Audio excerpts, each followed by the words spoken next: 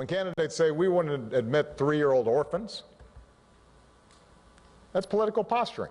When individuals say that we should have a religious test and that only Christians, proven Christians, should be admitted, that's offensive and contrary to American values. I cannot think of a more potent recruitment tool for ISIL than some of the rhetoric that's been coming out of here during the course of this debate. I don't even know what to say anymore, so I'll go right to Sharyl Attkisson, Emmy Award-winning journalist, host of Full Measure with Sharyl Attkisson, and of course, former CBS correspondent. And Sharyl, welcome. And I want to go, before we get to your show, and your show was in Beirut last week, talking about the attack there before the Paris attack, so kudos for that. But I want to go to your days at CBS in January 13, 2013, and you did a report talking about the concerns that Border Patrol and other officials had with terrorists coming into this country from the southern border. So this is nothing, this fear of people coming in illegally in that case. Obama wants to make it legally in this case. It's nothing new. I can only tell you that the people who are closest to it, the Border Patrol agents and FBI agents on corruption task forces that look at all of this on the border, have said this is inevitable. I mean, it's not a question of whether this will happen. They believe it's this huge, open, gaping hole that's existed for years. Yeah, no, absolutely. And when you hear, you know, the president has taken it from both sides. Charles Schumer now says that a pause on Syrian refugee settlement may be needed. So, you know, it kind of puts a little chink there in the armor of Obama blasting Republicans and Republican presidential candidates. If Schumer decides that he's going to side with the Republicans on this, what do you make of the tone, the rhetoric? Kerry saying yesterday that the Charlie Hebdo attack at least was in a way legitimate, and then he took that word back.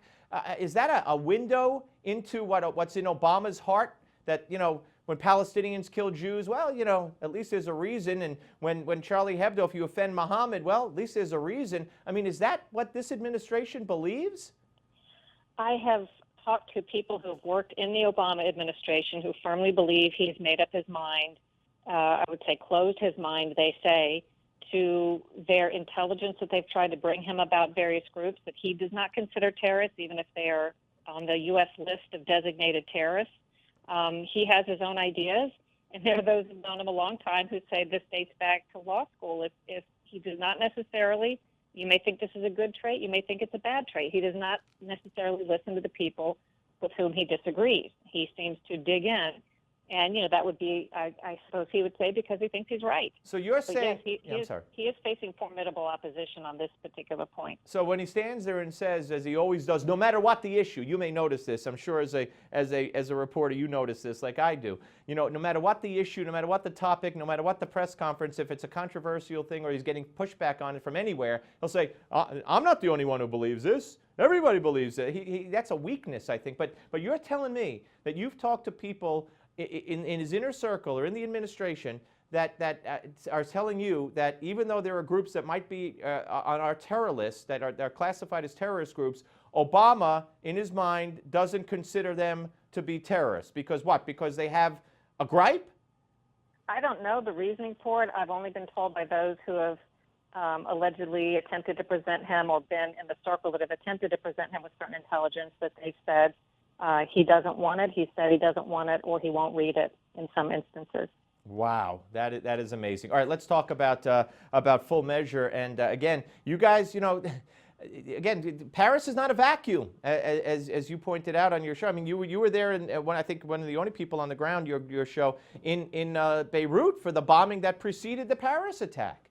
Well, we are already starting work on a story which will be on this Sunday about the 5-year anniversary of the Arab Spring and how it's just devolved into this horrible terrorism winter, and how many people saw this coming. There were intelligence folks on the ground at the time who were warning of this, but the administration, I guess, was on a different path. We were working on that story, and we thought Lebanon was a good place to be, and the Beirut, you know, attacks happened, 2 suicide bombers killing a lot of people. That was the day before, by the way, the president said ISIS was contained, and yeah. These are ISIS attacks. So people said, oh, he said that ISIS was contained just before the Paris bombings, but yes, also just after the Beirut attacks, which ISIS also claimed credit for. All right, now tell me about this space camp. You're telling me, you're reporting or going to report that there's a space camp. Obama wants to send kids to space camp, but they're not American kids, which is the worst part of it, but also we're paying for it. What's that all about? Well, we will report on a State Department program that solicits and invites children from Pakistan to come and enjoy space camp on the American tax dime. And some might say that's a great outreach program, but I think there are many people who feel as though at a time when our nation is broke and we have a lot of other concerns, many taxpayers would consider that in the category of something that doesn't have to be funded, maybe waste.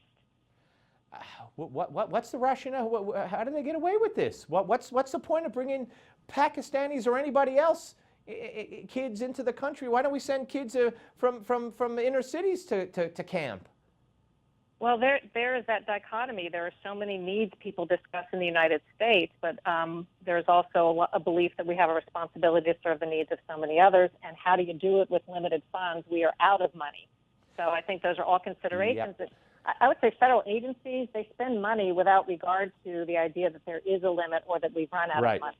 It's not their money. They have a certain amount appropriated, a little more every year, and this is just how it goes. And State Department, if you look at their budget, they do a lot of diplomatic outreach. That's true. Yeah. Duplicative programs and so on. Sharyl Attkisson, Full Measure is the show with Sharyl Attkisson. Thank you. Always great to talk to you. Thank you. All right, the Malzberg panel's next, folks. Don't go away.